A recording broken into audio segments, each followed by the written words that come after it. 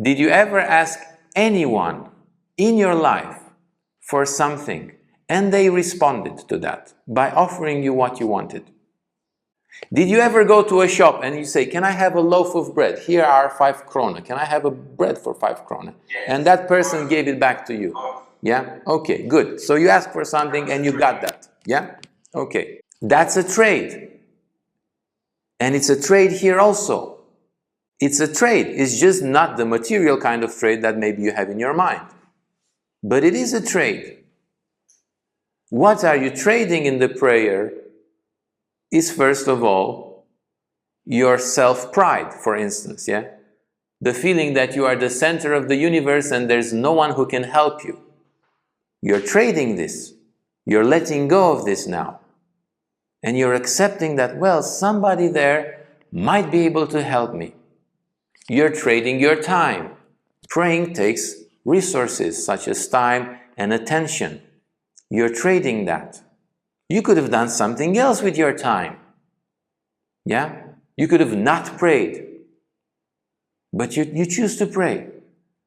That time that you have, you choose to invest into connecting with someone. Someone who in this case is not visible, who in this case is not present behind a desk, behind a counter there, but it's present. How do you know it's present? How do you know Shiva is present? You have consciousness. Do you have consciousness? Are you self-conscious? If you're self-conscious, that's because of Shiva. That's Shiva. Don't think for now. So for now, don't think now of those images, pictures that you see, that nice guy meditating on a mountain with trident and all these things. Let go of that. Consciousness. You have consciousness. What keeps this consciousness? What's the source of this consciousness? Okay. You're going back to the source of consciousness. The source of consciousness can give you only one thing. More consciousness, because it's the source. You already have the consciousness. The consciousness is alive inside of you. You are self-aware. It means you are connected to this source. You would be disconnected to the source. You would not be self-conscious. And you would not be conscious. There will be no consciousness. So simply acknowledging the fact that you're conscious means, aha, Shiva is here to a certain extent. Yeah? Okay, now, imagine that you go to this source and you ask for more. Like you go to the bakery and you ask for more bread. You already have bread, but you want more bread. You're going to have guests tonight. Yeah? You go and you go there, to that source. This time, the source is accessible inside of you. You don't need to go to any place. Yeah? And you relate to this source of consciousness. And you relate to it as the one who anyhow gives you consciousness. And now you ask for more consciousness. And then you can personalize this. Once you understand the attitude, yeah? The attitude is like, you really want this. This is the attitude in a prayer. It's like you really want something. So you want it for real. And that with that real want, you go and you ask for it at the right place. Think of this. If you who have limited consciousness can connect, can act, can hear, can listen, can communicate to the degree that you can because you have consciousness, how do you think the supreme consciousness can deal with this? So if you at this level are capable of communicating, of listening to what others say, yeah, of responding to their needs, when somebody comes and asks you for something, you can do that for them, yeah, in some cases at least, yeah. You can relate to what others say, you can connect with them and so on. With this degree of consciousness, you have this being, yeah, that allows you to be a human being, in other words, because you have consciousness.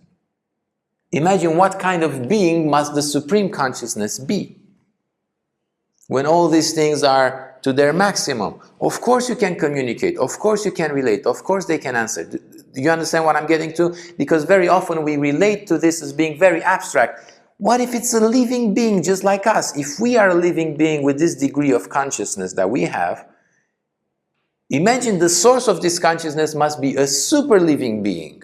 Yeah, it's not perceivable to us. Maybe it doesn't have the form that we would expect it to have. Let go of how it should look like or how it should respond. Yeah? But then be certain, if this limited consciousness acts like this inside of me and I can do all these things, imagine the Supreme Consciousness. It's much more alive of a being than I am. It's much more communicative of a being than I am. It's much more understanding of a being than I am. Yeah? Therefore, if I go there and I relate to that, I know for sure that it will respond. I know for sure that there's someone at the other end that's listening to what I'm saying and that judges from a better place whether my request should be responded now or later, whether should happen according to how I state or according to what is necessary. But I have absolutely no doubt that there's somebody at the other end listening. Because if this limited consciousness is like that, this Supreme Consciousness is wow. Similar to me, but wow. Yeah. You can definitely connect to it. Yeah. What you saw now is an extract from a wide course of teaching men the tantric way of lovemaking, the tantric path of love. It's called amorous erotic continence. We have about 50 courses with different titles, and if you're interested, if that's something you want to know more of, you're welcome to send us an email and connect with us in this way.